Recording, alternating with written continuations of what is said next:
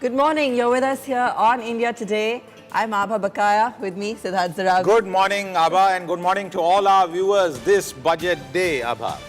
We're counting down to the big speech. It's the last full budget of the Modi government 2.0. Huge public expectations from the Finance Minister Nirmala Sitharaman. Will the salaried class get any kind of income tax relief? More budget spending to support growth? Those are some of the key expectations from the budget this time round. Well, the BJP is going to launch a 12-day campaign to promote the budget across the country. Major union ministers will hold press conferences in as many as 50 big cities all across the country from today till the 12th of February. The Economic Survey of India pegging FY24 GDP growth at 6.5%. India remains the fastest growing economy in the world.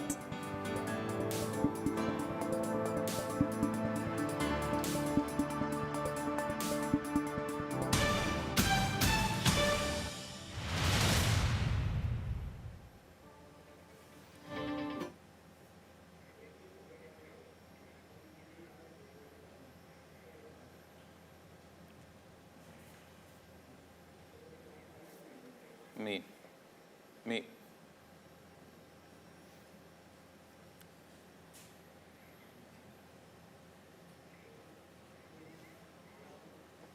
The BJP's massive budget outreach, the party is going to launch a 12-day campaign to promote the budget across the country. The campaign will run across the country from today till the 12th of February. All major union ministers will hold press conferences in 50 big cities. Chief ministers and other senior officials of the Bharatiya Janata Party ruled states will also address press conferences and participate in budget seminars. In states where the BJP is not in power, the leader of the opposition or other senior leaders will campaign to propagate the budget. Bharatiya Janata Party President J.P. Nadda formed a committee of party leaders to promote the budget. Sushil Modi, former Deputy Chief Minister, will be the chairman of this committee. Immediately after the presentation of the budget, the special features in this document will be explained in a meeting of spokespersons of the party. Remember, this is the last full budget of the Modi government before the next general elections of 2024. Fourth of the finance minister and nearly the 10th full budget of Modi 2.0, including the first one. Relief is also being expected for the middle class because the finance minister herself has said that she comes from the middle class. And we have with us Aishwarya Paliwal, who is live from Finance Minister Nirmala Sitharaman's residence. Over to you, Aishwarya. Lots of expectations, but what will that Bahi Khata likely unfold, Aishwarya?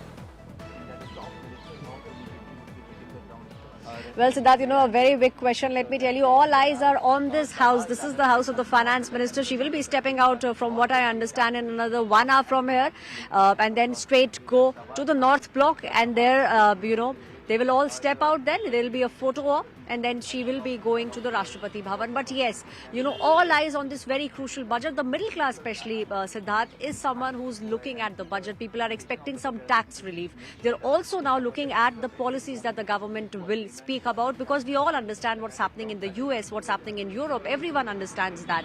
And that is what even, we saw yesterday in the economic survey. The government was very clear. They want to make sure that the policies are right. They spoke about the policies over the past 8 years, and they are not just looking at policies for the next 2 years, they are looking at policies for the next 10 years. So that is definitely something that we will see in the budget. There will be relief for a lot of people. There will be relief for the middle class. That's what I understand from my sources in the ministry. Also, we will see a growth path because the government understands that they need to push the economy. They want to make sure India remains the bright spot, as the IMF said. And they want to make sure that the policies are right. They also want to give relief to a lot of sectors because they understand the people are feeling the pain of the recession that's taking place globally. They also understand that there could be some, sectors that really need the help of the government. So all those things will be looked into it. And Siddharth, as you were pointing out, the government also will make sure that the budget reaches everyone. They will make sure that the last person knows what the budget is and what benefits he or she is getting. So that's also something that the FM will speak about. And also we'll talk about about the policies of the government over the past 8 years. Siddharth. Aishwarya, thanks for that. We'll keep coming back to you through the day as we count down to the Union Budget 2023. Now, the last Union Budget by the Modi government 2.0, and the Finance Minister will be presenting the budget in Parliament at 11 a.m. The clock is on your screen as well. All eyes will be on Nirmala Sitharaman as the budget sets the tone for economic policies, with India Inc. hopeful of measures to boost growth. The Parliament's budget session for this year will begin and last until April 6th, with at least 27 sittings over 66 days. The Modi government's last full budget of its second innings will likely boost allocation for social welfare while introducing new programs and schemes. That's also an expectation. आज के वैश्विक परिस्थिति में भारत के budget के तरफ न सिर्फ भारत का लेकिन पूरे विश्व का ध्यान है। डावाडोल विश्व की आर्थिक परिस्थिति में भारत का बजट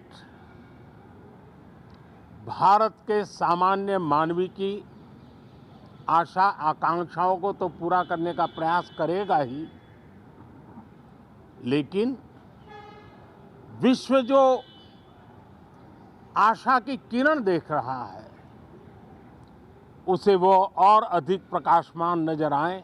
भारतीय जनता पार्टी के नेतृत्व में एनडीए सरकार,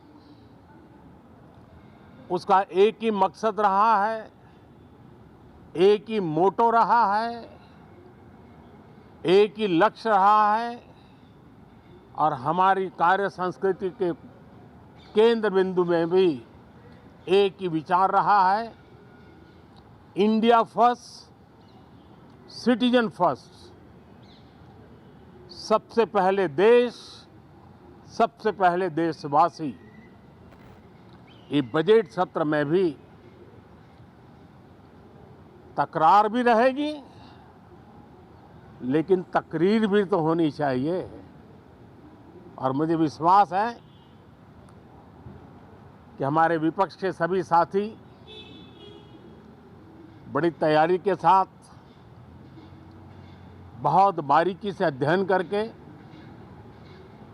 सदन में अपनी बात रखेंगे। सदन देश के नीति निर्धारण में बहुत ही अच्छी तरह से चर्चा करके अमृत निकालेगा जो देश को काम आएगा। The survey looks ahead to the medium term because the pandemic response and recovery phase is over. In fact, Chapter 1, the title itself says, State of the Economy, Recovery Complete. And therefore, after a long time, we have banking, non-banking and corporate sectors with healthy balance sheets, and they are ready to borrow and lend and invest. So we don't have to speak about pandemic recovery anymore. So why is economic growth going to be better this decade? In order to look ahead to the future, we always have to first look back at the rearview mirror. Let's rewind the tape a little bit. So India went through a classic financial cycle, credit boom and credit bust, and this is not something new for the world. Every time you go through a financial boom and bust, it does leave its impact on economic growth, and that is what happened to us, especially in the second half of last decade. The inflation projections that the Reserve Bank of India has made is that it will come to lower than the 5% range in the course of the next financial year. But there again, I would submit, if the global economy slows down as IMF and many people project, then commodity prices should retreat, because on the back of the monetary tightening that has happened in 2022. In that case, in fact, if you notice, many of the analysts in the Indian financial community are expecting a much lower wholesale price index inflation, etc. That was the Chief Economic Advisor, Dr. V. Anantha Nageshwaran, after the economic survey. And now, let's get some more details of what we can expect in terms of the inflation outlook. Dr. Nageshwaran, what do you see really happening to inflation? It's changed. The global backdrop for inflation has significantly changed, but India seems to be relatively better off versus other economies.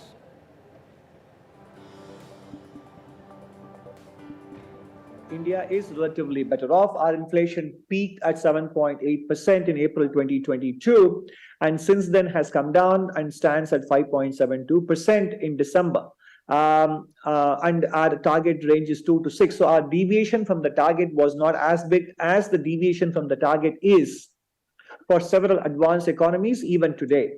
And if indeed global economies experience a slowdown and commodity prices are well behaved in 23-24, then India's inflation rate will continue to come down and maybe even come below 5% and get closer to the midpoint of the RBI's target range of between 2 and 6%.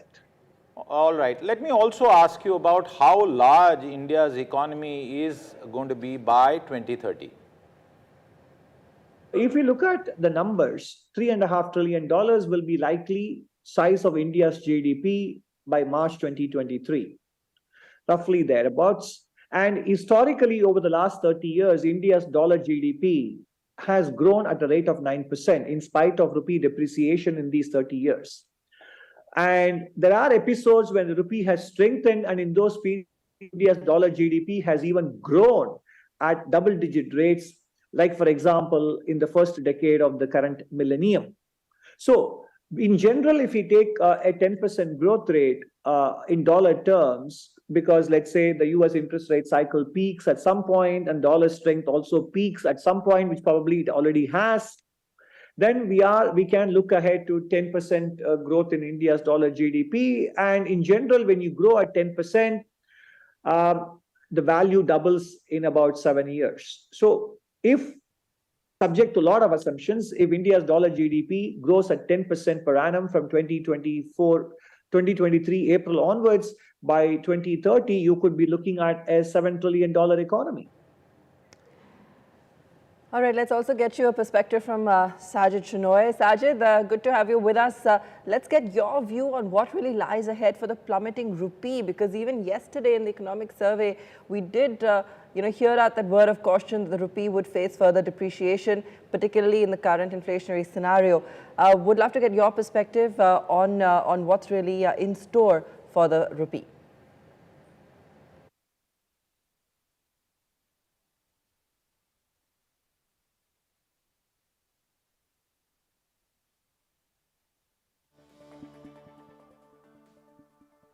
I think that's exactly the right way to describe it, Siddharth. And I think to understand why it's a fine balancing act, one just has to step back and appreciate how much global uncertainty we start 2023 with, right? That are we going to see the US slip into recession early this year?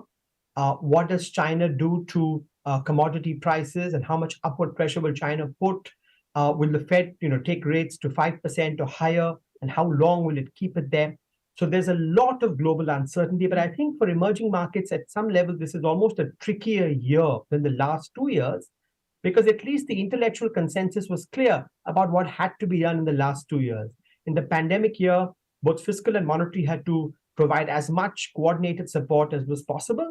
And over the last year, because so much pandemic support was offered, it was clear that some support had to be withdrawn.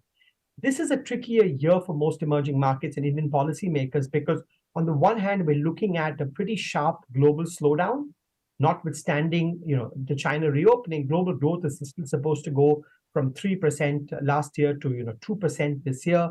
And the odds are the US will, enter into recession at some point. And so you've got to anticipate this global slowdown, which India will not be able to escape. But on the other hand, you still have residual imbalances from the previous year. Core inflation is still sticky.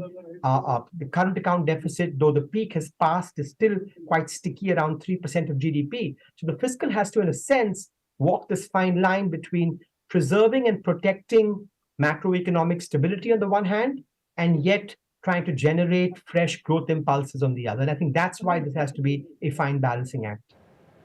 Thank you for that perspective, Sajid. That was Sajid Chinoy, Chief Economist of JP Morgan in India and a member of the Prime Minister's Economic Advisory Council.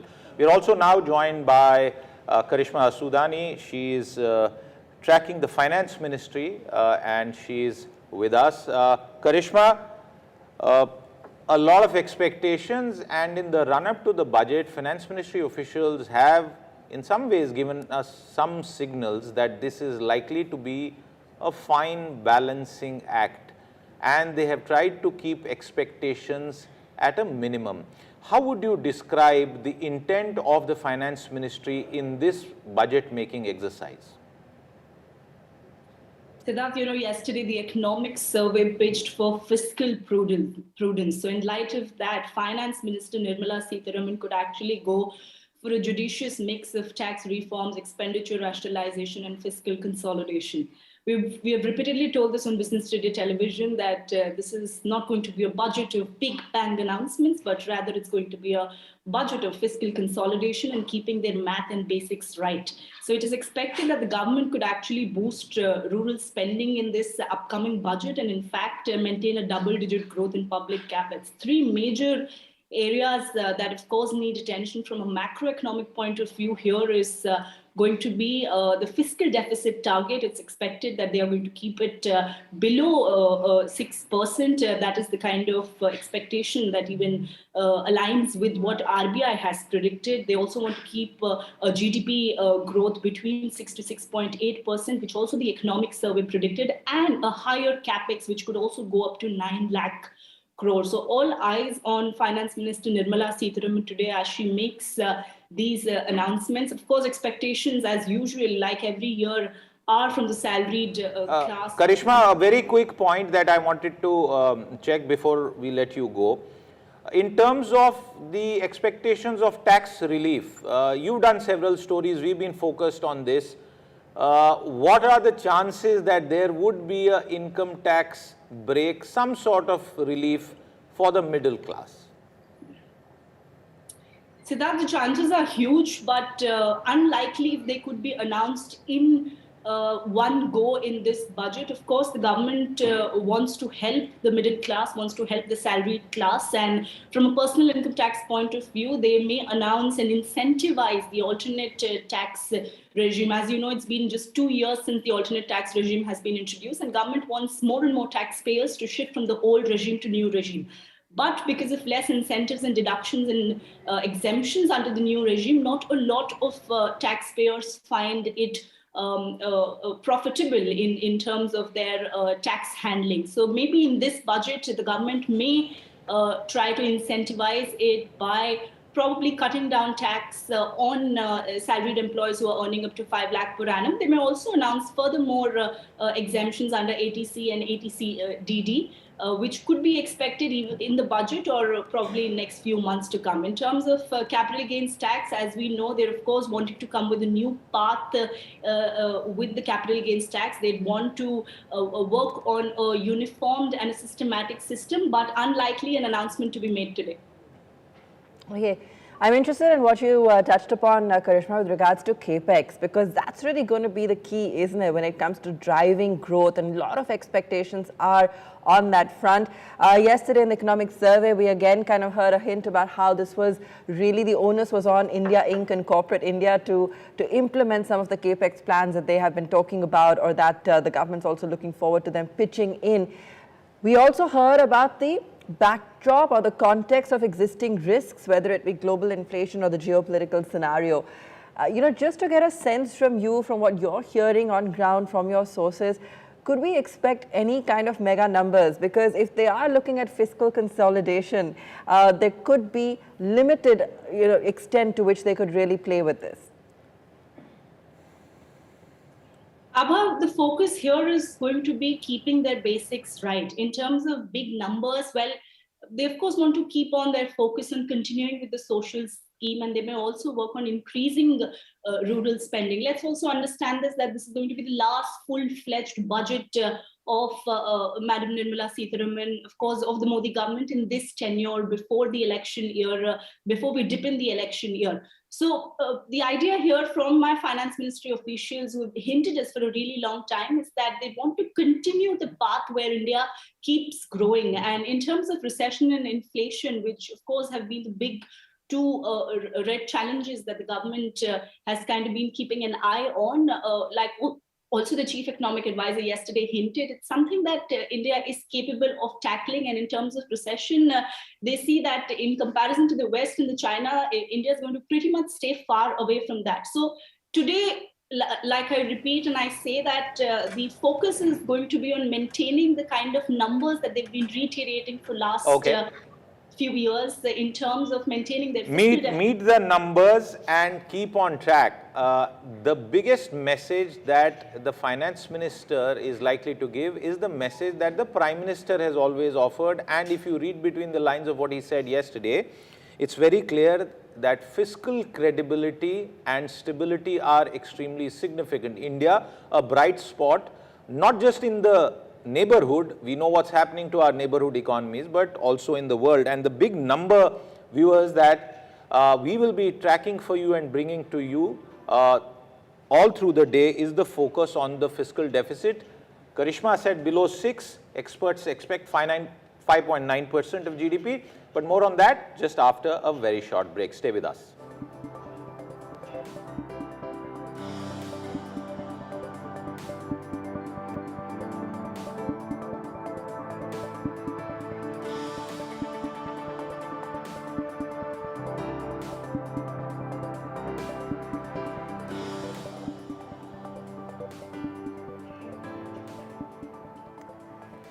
Welcome back. You're tracking Union Budget 2023. We're counting down to the Finance Minister's speech, the last full budget before the next big elections. The big question, will they choose fiscal consolidation or will they choose growth? How will they actually balance the two? And it's going to be a fine balancing act this year, Siddharth. Absolutely, Abha. And that term, fine balancing act, left to me would be the leitmotif at least till 11 a.m. We'll know what the finance minister does. I just want to take our viewers through a perspective on our growth, because it is growth which will determine the strategy on fiscal consolidation. The fiscal consolidation is really, in simpler words, the government's desire to spend extra or keep its spending in check. Extra government spending acts as a booster for the economy, but there are negative consequences as well. Let's take a look at what the economic survey said as far as GDP growth expectations are concerned. The economic survey for the next financial year, which begins 1st of April and is called FY24, has estimated between 6 to 6.8 with a baseline assumption of 6.5% above. And if you look at the current financial year, which ends 31st March, it's saying 7%. So there is a sharp drop, and if you go a year further behind, it is coming down from 8.7%. So that's the GDP growth that this survey points out. Let's now look at, and I want to take our viewers through what the IMF is saying. The IMF forecast for 2023 is 6.1%. So it's substantially almost 90 basis points lower than the Indian sort of economic survey estimate. And for the next year, it is saying 6.8%, which is the same as 2022 as per the IMF. What is happening across the globe?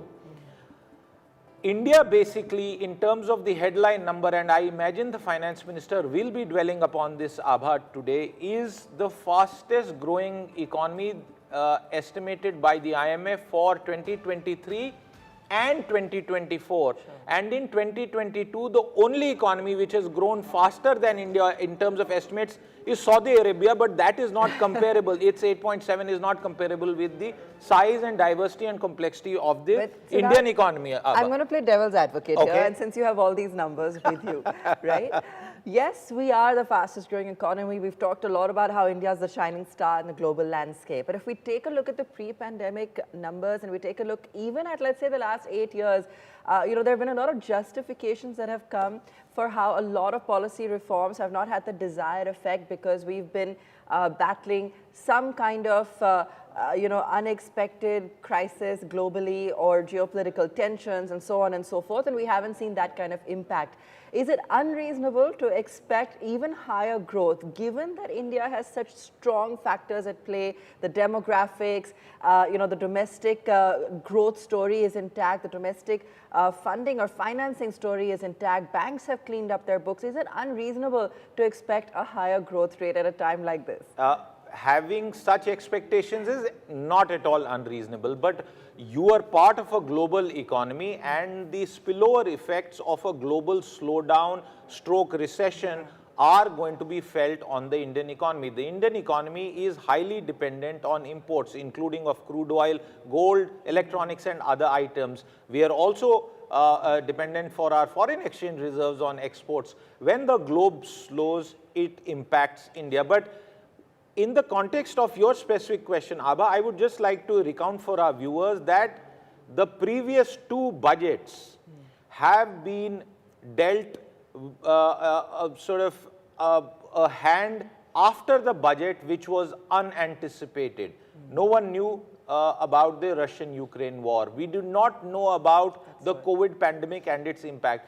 Therefore, I would say the simplest way to understand the context now is that the Indian economy seems to have come out of the COVID era slowdown. We have recovered, and we could say that in economic terms, most of the impact is behind us. There is one lingering impact which is affecting our growth going forward, and you were absolutely right in terms of expectations, which is the inflation strategy that the RBI has used to combat inflation, and the interest rate hikes are going to put a slight brake on growth 2 or 3 quarters down the line. Therefore, what is going to happen in 6 months is the result of actions that have taken place in the previous 6, 9, 10 months, and inflation was the biggest factor which led to a change in stance for monetary policy and will consequently also lead to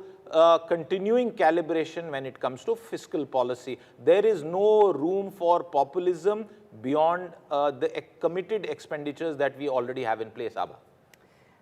Absolutely, and it's interesting because the next few months are going to be a fine balancing line even beyond the budget, given the global scenario and given the inflationary scenario. While it seems to be in control for the moment, the RBI will have to monitor it very closely to keep those rate hikes in line with what we're seeing globally, and so that pressure is likely to continue. All right, let's go across to Karan Bhasin, economist joining us from New York, get a perspective from him as well. Karan, good morning from India. We wanted to get your perspective on what to expect this time around from the Finance Minister Nirmala Sitharaman. We were also discussing how India is poised currently in the global landscape, given the kind of growth figures that have also been released in the economic survey yesterday. How confident are you that India will manage to shake off some of the concerning factors globally and continue on its bounce back post-pandemic? Hi, good morning to you and of course to all your viewers. I think the way I'm looking at this budget is that it is going to be pretty much a continuation of what we have seen thus far. And a lot of what we have seen already happens to be fiscal prudence. Even in light of pandemic, we didn't see that the government went out and spent, and it was really conservative and had a very iterative approach towards fiscal spending. Heavily linked, to capex and building assets. And I think that was one key differentiating factor why India did not experience the kind of high inflation that we see in many parts of advanced and emerging market economies. So I think they're going to stick to what has already worked, which is to be fiscally prudent. At the same time, I think that what the economic survey does is that it sets a nice background of sorts that why we may not need to fiscally tighten as much, or why we may choose not to fiscally tighten as much as what was initially feared. And the reason is that, as you rightly mentioned, this is a year where we would see growth not being as robust as it has been in the past. Several parts of the world are still witnessing a cycle of monetary tightening. We have no idea when interest rate hikes are going to end in many parts of the world. Karan, And we are starting to see the consequences of those rate hikes in housing prices and housing markets across the world.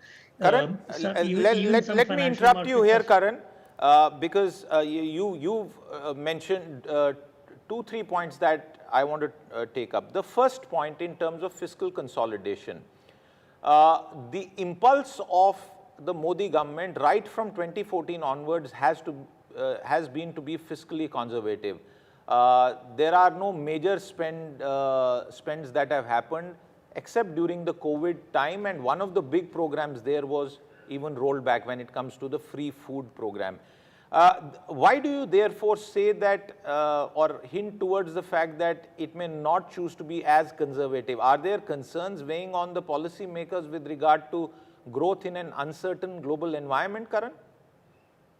I would naturally assume, and I said that it may not be as conservative as we would have feared initially. So again, it's relative to what we thought they might do. I think they might not Number do it, there. given that their own economic survey is now talking about a growth which is much lower than the potential growth that many of us have calculated over the years. But you're right that the government, by its very nature, is fiscally conservative, and that's a sign of a worry, or rather a concern, that if we do over tighten in the given financial year, it will coincide with a very sharp monetary tightening.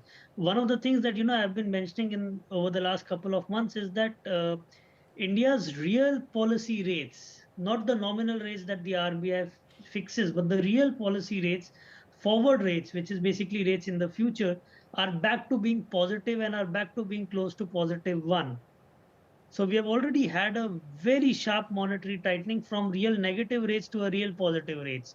Karan, Now, I on had top one of more that, question for you, and this is to do with the conservatism that we have seen in budget projections. And there has been significant amount of commentary about this, that the finance ministry has perhaps over the last 2 years, if not more, consistently kept certain projections, including on revenue, far below actuals.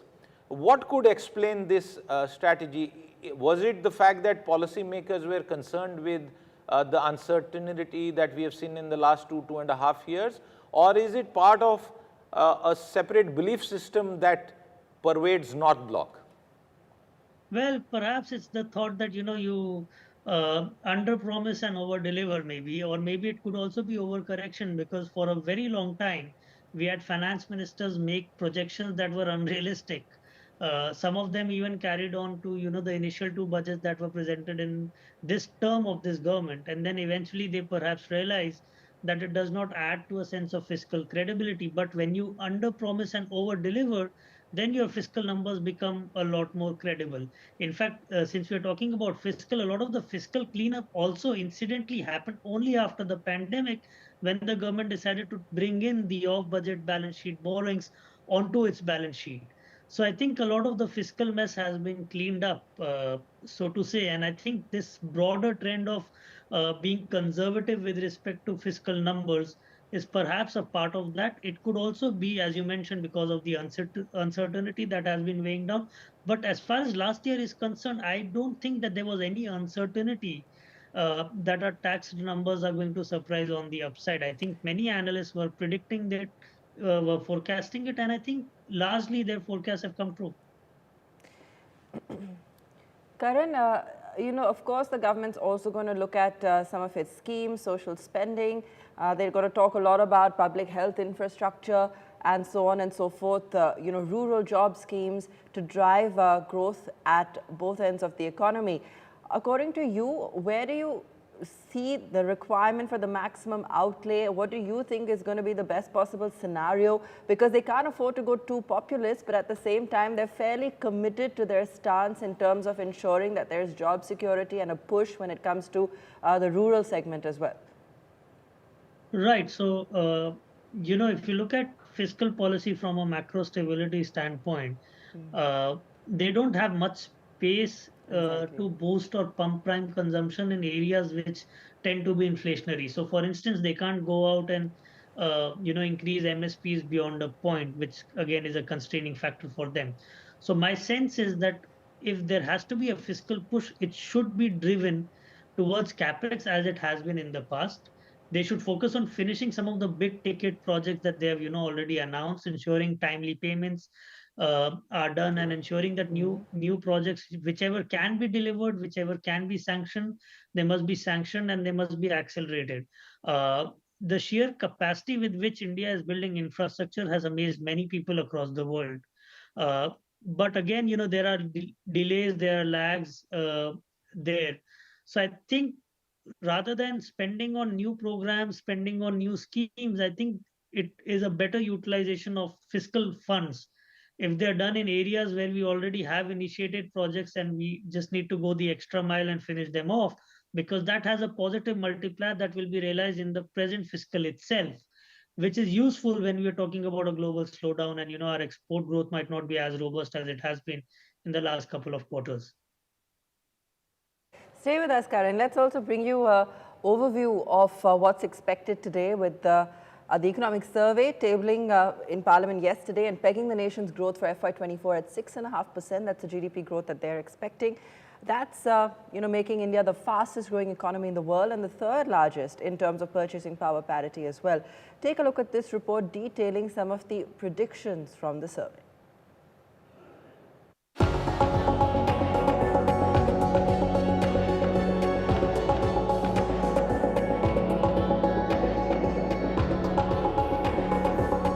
Recouped,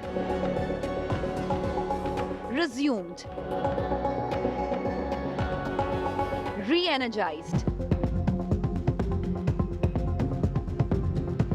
India's annual report card on the economy tabled in Parliament. An upbeat economic survey for 2022 and 23. Recovery from the pandemic setbacks complete. India stays as the fastest growing major economy and the third largest in terms of purchasing power parity.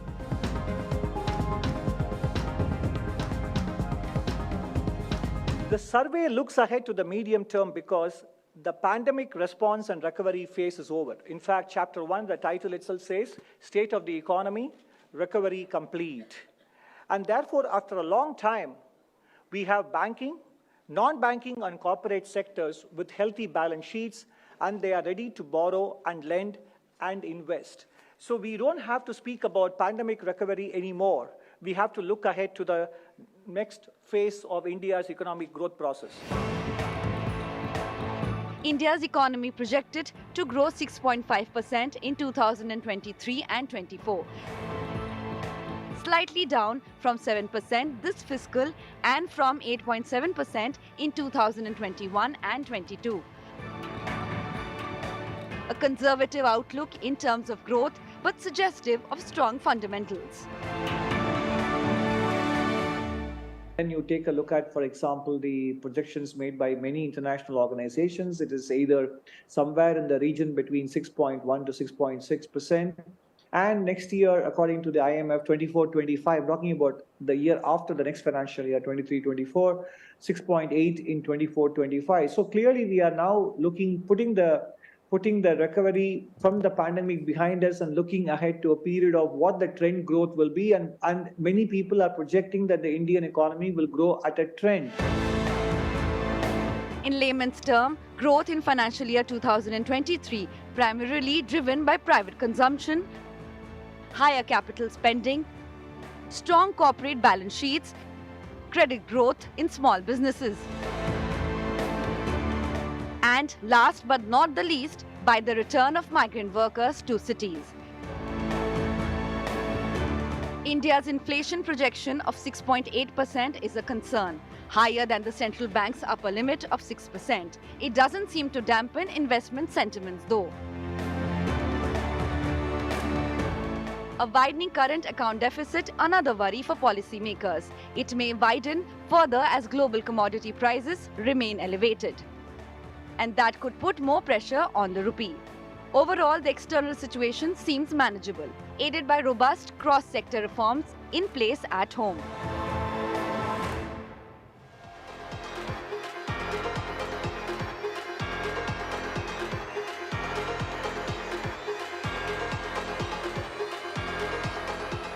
Borrowing costs may remain higher for longer, the survey cautions, because of stubborn inflation. With looming expectations of some tax relief in the budget for the new financial year, the economic report card does recommend fiscal prudence to ensure lower interest rates. More money in the hands of people equals great stimulus for all sections of the citizenry. Bureau Report, India Today. All right, Abha, we are roughly 3 hours away from the beginning of the budget announcement, but very clearly I would say, and we'll look at the markets later on. For the markets, I think the FPO has been bigger news than budget expectations really, Abha. It really has, and while, of course, all the experts we spoke to said it's not about a group, it's really what, you had also brought up yesterday, that globally the way everyone looks at India, given the kind of shock this gave to the overall market, was again bringing up questions around corporate governance, so on and so forth. This is going to be an issue in the budget session, so that we're bound to hear of it over the next few days in Parliament as to what really transpired here, because there has to be some kind of regulatory oversight. You cannot have, market cap of an entire group leading to a sentiment knock on the market and eroding wealth for investors to such a large extent. Well, I think one of the other major issues that the markets will be looking forward to is what the government will do on the long-term capital gains versus short-term capital gains. Some buzz about that, but we'll get to know that. There's buzz every year. It's like the biggest fear factor every year. I don't know if this is going to be the year. But who knows what is going to happen. We'll have to wait for that. Time for a short break. We'll come back. Do stay tuned in as you watch our budget coverage.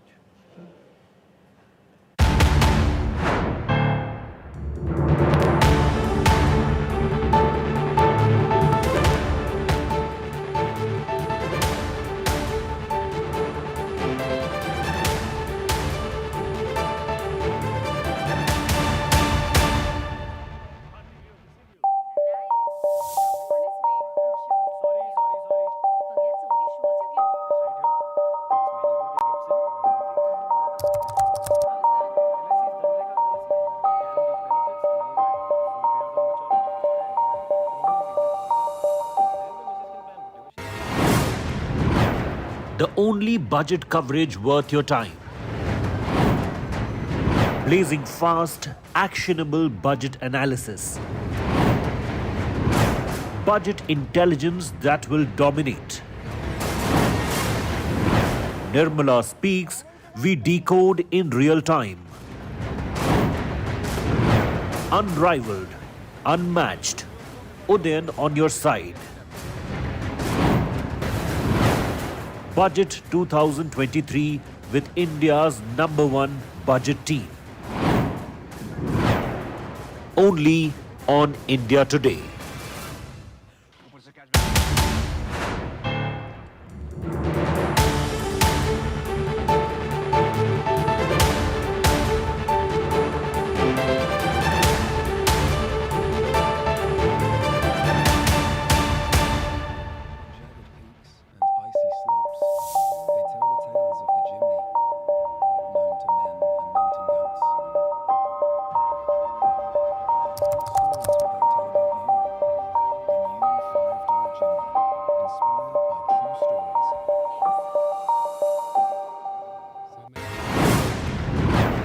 The only budget coverage worth your time.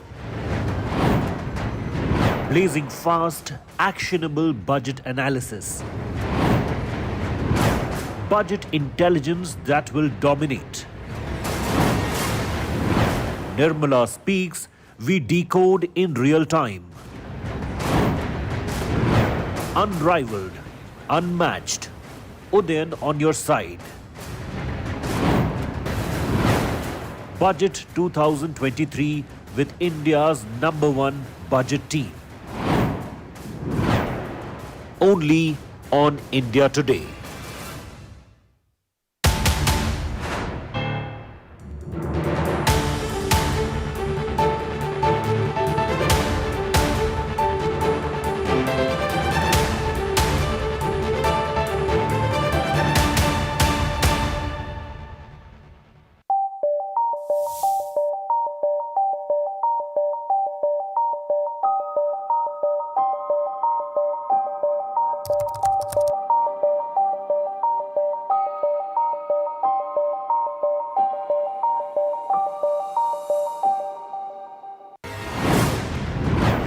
The only budget coverage worth your time.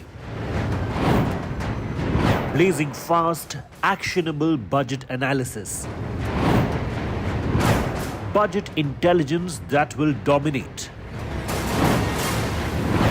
Nirmala speaks, we decode in real time. Unrivaled, unmatched.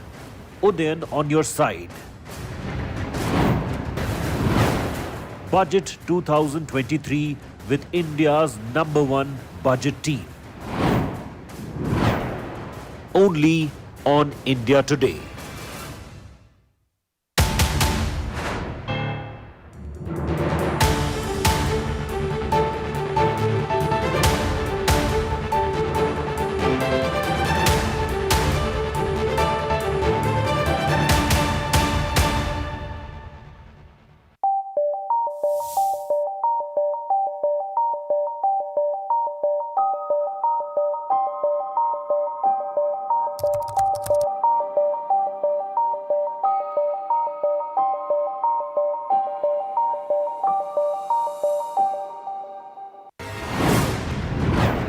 The only budget coverage worth your time. Blazing fast, actionable budget analysis. Budget intelligence that will dominate. Nirmala speaks, we decode in real time. Unrivaled, unmatched. Udayan on your side. Budget 2023 with India's #1 budget team. Only on India Today.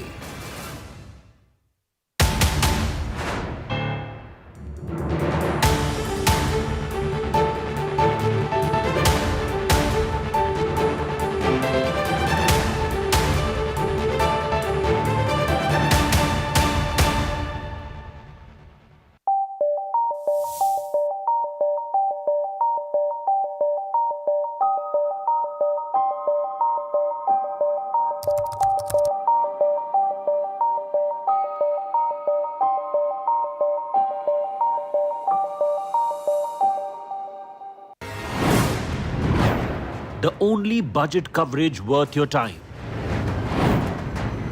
Blazing fast, actionable budget analysis. Budget intelligence that will dominate. Nirmala speaks, we decode in real time. Unrivaled, unmatched. Udayan on your side.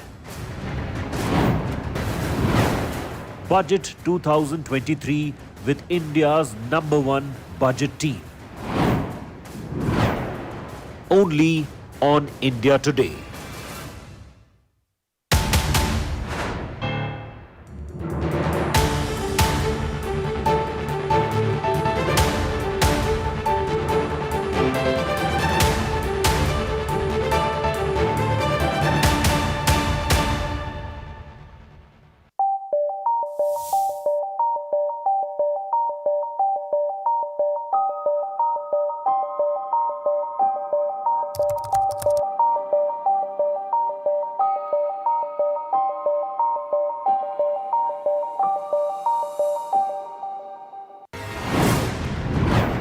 The only budget coverage worth your time. Blazing fast, actionable budget analysis. Budget intelligence that will dominate. Nirmala speaks, we decode in real time. Unrivaled, unmatched. Udayan on your side. Budget 2023 with India's #1 budget team. Only on India Today.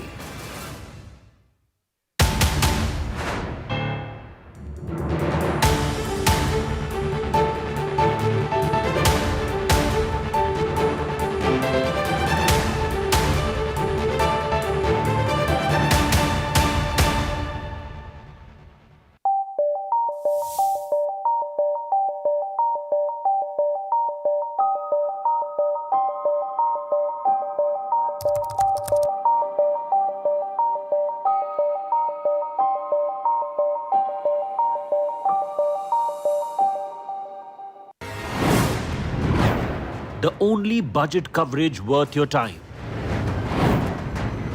Blazing fast, actionable budget analysis. Budget intelligence that will dominate. Nirmala speaks, we decode in real time. Unrivaled, unmatched. Udayan on your side. Budget 2023 with India's #1 budget team. Only on India Today.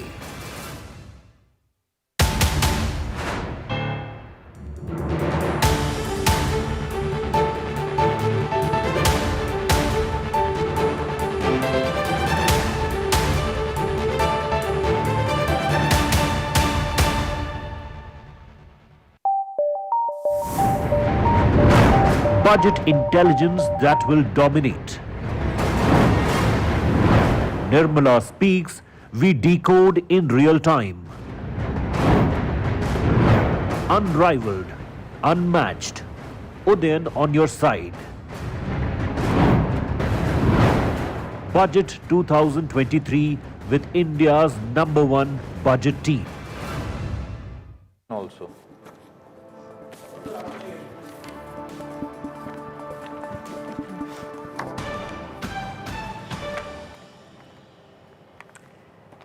Good morning and welcome. You're with us here in India Today. We're counting down to Finance Minister Nirmala Sitharaman's speech on the budget 2023. Let's take a look at the headlines for you this morning. It's the last full budget of the Modi government 2.0. Huge public expectations from the Finance Minister. Will the salaried class get income tax relief? Will we see more budget spending to support growth? Those are some of the big questions.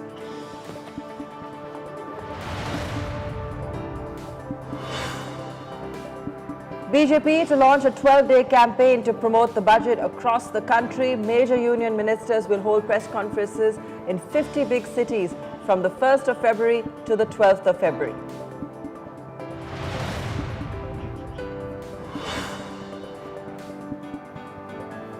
The Economic Survey of India pegs FY24 GDP growth at 6.5%.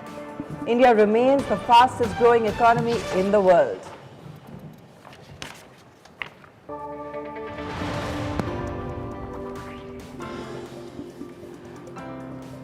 The only budget coverage worth your time, blazing fast, actionable budget analysis only on India Today. Budget 2023 with India's #1 budget team.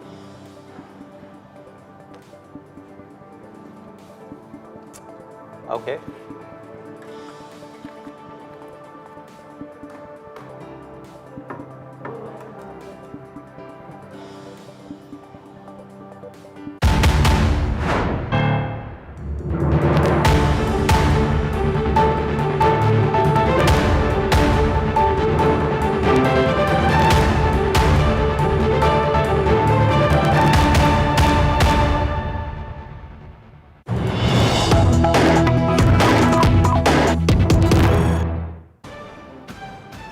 Welcome back. We have a full house here, and joining me and Abba is Rahul Kanwal, the news director of India Today and Business Today. Welcome, Rahul, to our budget coverage. The finance minister is all set to go in a few hours from now. Oh, absolutely, and she's really excited. We had a brief exchange this morning. She's excited about the fact that she's going out, and so far, the fact, Siddharth, really is that Nirmala Sitharaman has been very conservative in some of the messaging that she's put out, and she's over-delivered on what she said, which very often for those who make budgets isn't the case. Shankar Iyer is joining us, our former colleague, top policy analyst, and one of India's top economists, Dr. Ashok Lahiri, our partner in crime for a very long time. Great to have you with us. The key priorities really, and Rahul, this is the point that you mentioned about under-delivering and over-promising, and the over-promising. Under-promising and over-delivering. The biggest point really would be what happens to the fiscal deficit and whether the government will do a fine balancing act. Dr. Lahiri, that question to you really, is it time for a certain kind of populism, or is it time to be absolutely fiscally conservative? Coming from you, All right, Hillary. Abha. We'll come back to you in just a moment. We've just got a slight problem with the mic there, so we'll just come back to Dr. Lorraine. So what we're going to do right now is we'll walk across to the budget intelligence dashboard, and this is a very sophisticated piece of data analytics that we've put together. And the advantage with the budget intelligence dashboard is it talks much louder than words can, because you can pick on a sector by sector, outlay by outlay basis what the real priorities of the government are. Remember, the finance minister can say various things, but where does she really invest her money? So we'll spend some time, Siddharth, if you join me on the budget intelligence dashboard, and we'll spend some time taking our viewers through what the government has done so far, what was contained in the economic survey that came out yesterday, and what can we expect today. So I'll start by taking a look at some of the key spends of the government. And you'll get a sense of where the government has been spending its money. Let's start, for example, with roadways in the infrastructure sector, which really has been one of the flagship efforts of the government. So what you're seeing over here is the amount of highways being built every year in terms of kilometers. That's been going up, 1.41 lakh kilometers built till December 22. What that suggests, Siddharth, really is that this is something where the government's investing a lot of its capital. And if you see this 40% increase in the highways built per year consistently, the key fact really was the absorptive capacity of the economy to get all the roadblocks dealt with, and that's where Nitin Gadkari scores. I think more than the... he gets the work done. He gets the work done, and that's the key thing. I'll show you the kilometers being built per day. In FY16 it was 277. That's now going up to 386, suggesting a sharp increase. And if you look at the actual expenditure that's been laid out for highway construction, you've seen one of the biggest jumps. A lot of the money during the pandemic was spent on building public infrastructure, which really is one of the star accomplishments of the Modi government. From there, let's come to some of the areas where the spending hasn't been quite as much. I look at Manrega, for example, which the UPA government laid a lot of emphasis on. In the BJP scheme of things, if you see from FY21 to 22, the funds released are actually plateauing. We've got data till January this year where there hasn't been an increase. And if you come and look at the wage rate also, the wage rate again saturating, not going up from 208 to 217. People in opposition, economists say this should be going up further and faster, which hasn't been the case. But see that, give our viewers a sense of the government's thinking on Manrega and why, while during the pandemic they pushed it quite a lot, they're now not reducing it but not necessarily increasing it very dramatically. There are two ways to look at it. During COVID time, when a lot of the workforce went back to rural India where it comes from, we saw that spike and the government maintained that. But when you have the workforce coming back into an urban environment and working in factories, in the service industry, we have seen a dip. The real way to look at it is, for the government's priorities is, what does it see Narega fulfilling in sort of over the longer term? I believe there's been a bit of a policy confusion. The government would have liked to sort of do something very differently with it, Rahul, but actually that has not been possible. There's been talk of expanding this deeper into urban areas. That's not happened, and I think somewhere the COVID era adjustments that were made, and we are now out of that, and today's budget will, according to me, provide us the clearest signal about the government's thinking that the COVID era in economic terms is over. The economic survey has already told us that, and therefore one of the things that we would want to understand from a political economy perspective and from all our experts here is, what really does the Modi government think with regard to Manrega? Because you remember they do what it, was said about Manrega with before. conviction. Because remember, Chief Minister Modi said that this is a monumental failure of the UPA, came into power, realized that there was no way out, and therefore continued to invest in the scheme. And now we've got Dr. Ashok Lahiri, who's been in and out of government in different capacities, worked on various budgets. In the way that you would see things from what we've picked up from the economic survey, what do you think, Dr. Lahiri, are likely to be the key touch points of the Modi government budget today? Rahul, I'm very happy that you asked this question, but before I answer that, I want to go to the first thing that you said, and I'm very happy about that, that under-promising and over-delivering. I remember very well that there was a discussion with President Zardari of Pakistan, and he asked me, what is the prospect of this region? I thought that he's asking about Asia. I said, Asia has come, this is the Asian century. He said, what about this region? I said, this region, I don't know. He said, why? He said, because politicians promise a lot, deliver little. So this one is a welcome change. And the second question that you asked about what should the government do? Should it actually try to sort of give more fiscal, have more fiscal deficit and spend more? I think spending more is a natural proclivity of politicians. So you don't have to tell them spend more. And you say Prime Minister Modi also has that proclivity? Is that what you're saying? So far, he hasn't displayed that. So far, what he has done, this government, apart from the COVID year, when the fiscal deficit went up to 9.2%. That's the problem, Mr. Iyer, because that's what the market wants. I have to say, from the market standpoint, even we understand fiscal deficit and everything, but they want to see a push.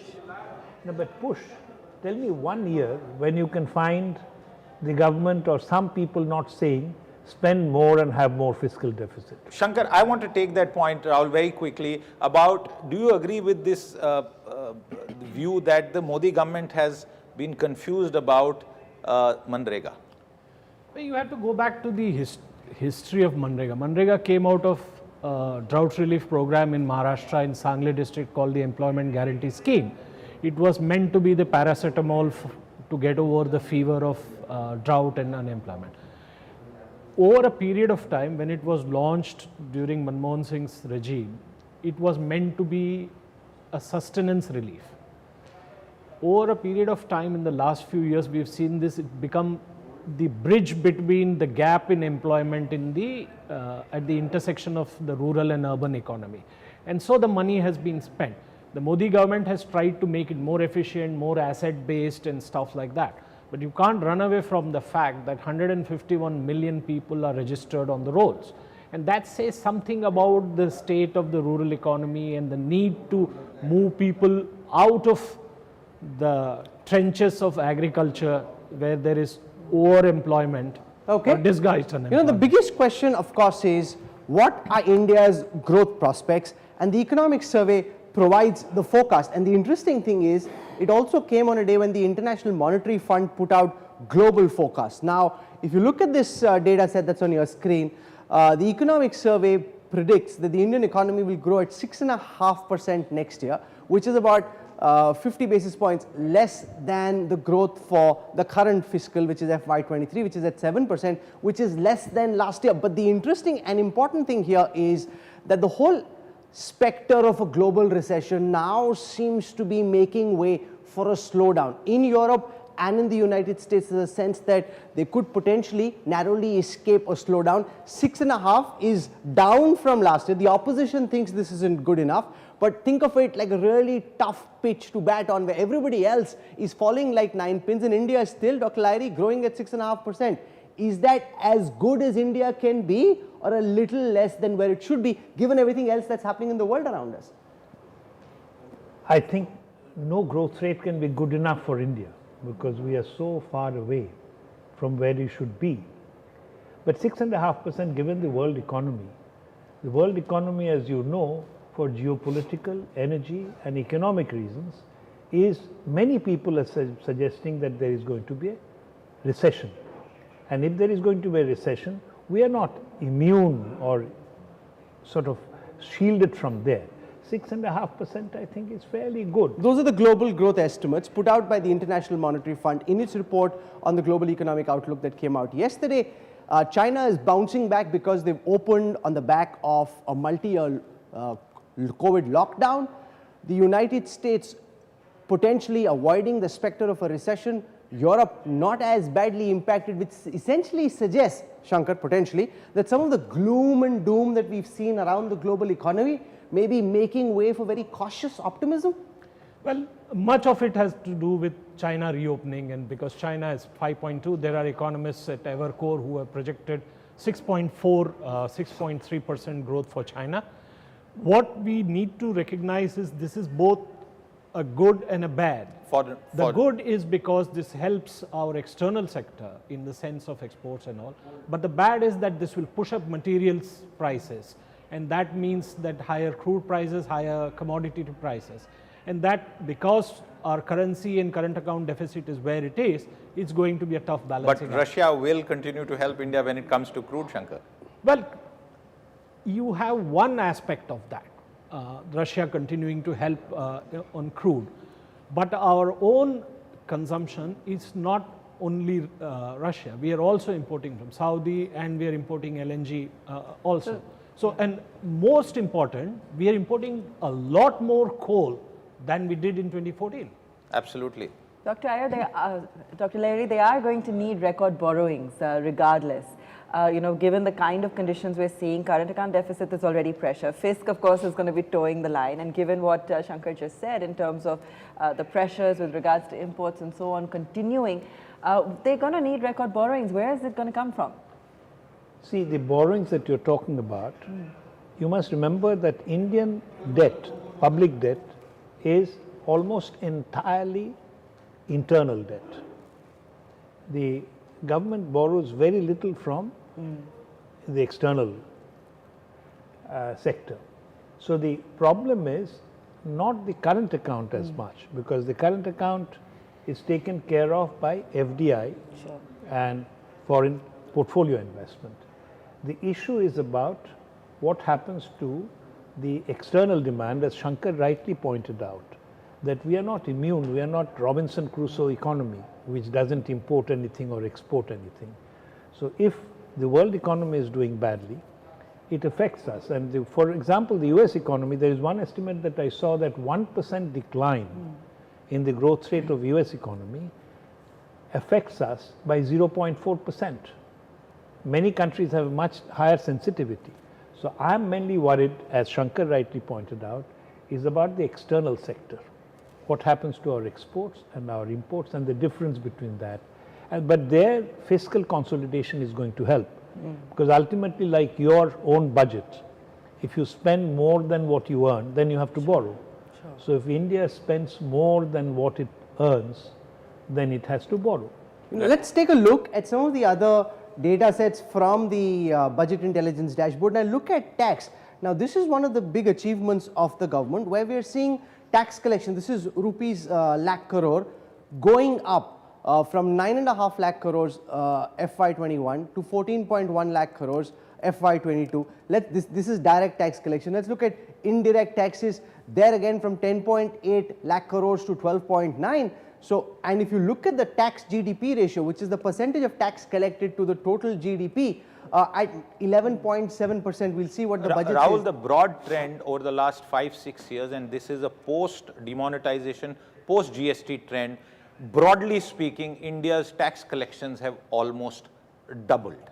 And that by itself is a huge jump. Shankar and Dr. Lahiri, both of you would recall, we haven't seen such a doubling in such a short period of time if you compare with previous times. And Dr. Lahiri has actually worked on it. You've actually worked on looking at the tax structures very closely. The big question is this sustainable? The rate of growth of tax collections, direct and indirect, can it sustain in the time to come as it has in the last couple of years? I definitely think so, because India is an under-taxed country. If you look at our tax GDP ratio, state, center combined, it's around 17-18%, I think, if I'm not mistaken, of GDP. We spend 27%, so the combined deficit is around 10%. I'm very tempted to interrupt you, and please allow me to do that, that if you're saying India is a very under-taxed country, many viewers from the middle class are going to be very scared with that statement, because the taxpayers are actually quite taxed, and indirect taxes are more than your direct taxes in terms of annual basket, really, Dr. Nair. Yes, go ahead. Please. There are two categories of taxpayers in India. Those who don't pay and those who do. No, the involuntary taxpayers. which is salaried class, which can't do anything because they have to pay and it's cut at source, and plus the GST taxpayers because again it's at source.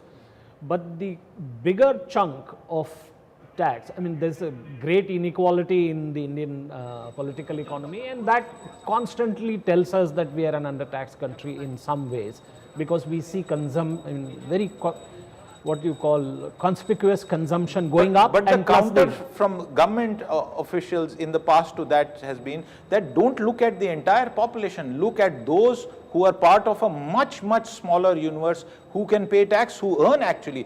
By that stroke of logic, we are doing pretty fairly well. So here's what the government is unable to do or is not getting it right, is that they have the data from direct tax and GST tax collections. If they use AI, data analytics, they will be able to figure out, and some of which they are figuring out where is the loophole, where is the seepage. They're trying. And Chidambaram started in the pre-AI era. Chidambaram, the former finance minister, Mr. P. Chidambaram, started a 360-degree tax valuation network, and now we are talking about artificial intelligence. Okay, let's look at GST collections since Shankar mentioned that. I take a look first at monthly GST collections. Now, let me explain this in just a moment.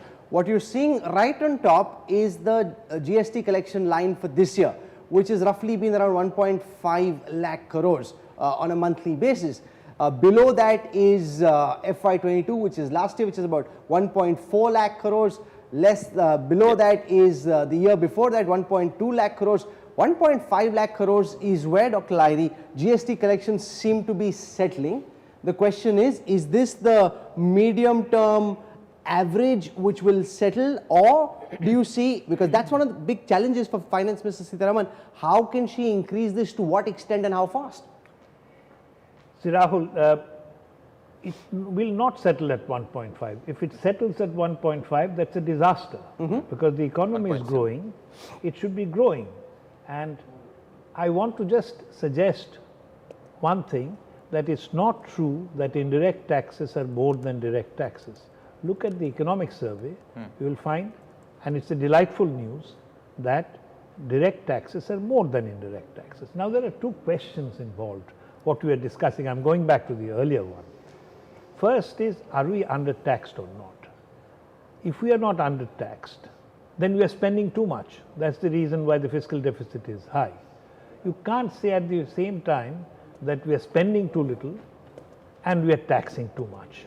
That cannot be right. Okay. I don't think we are spending too much because we need to build the roads, we need to build the bridges, we need to educate and so on. So we must tax.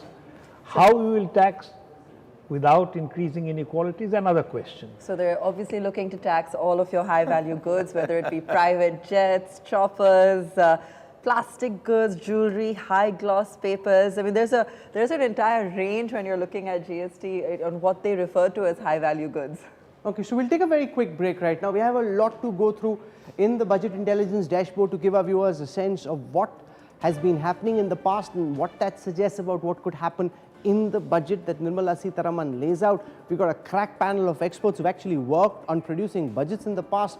We have journalists, editors who understand the fine print of the budget, and we'll bring that out to you over the next several hours in our live and continuing coverage across the India Today network. We're slipping into a break. More details coming up on the other side of a quick break. Stay with us.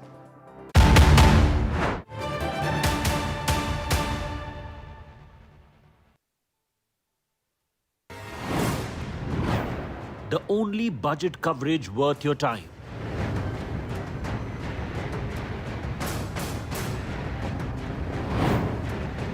Blazing fast, actionable budget analysis.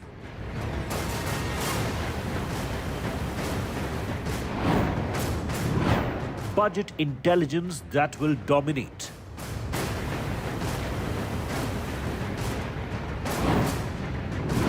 Nirmala speaks, we decode in real time.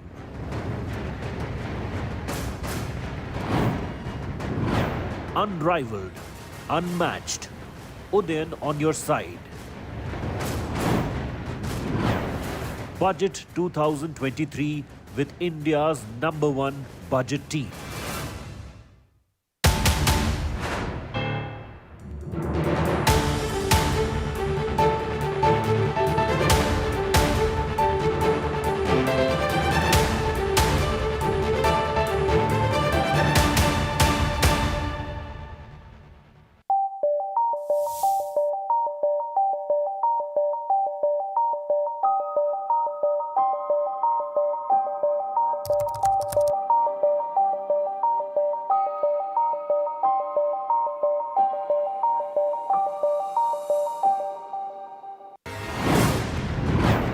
The only budget coverage worth your time.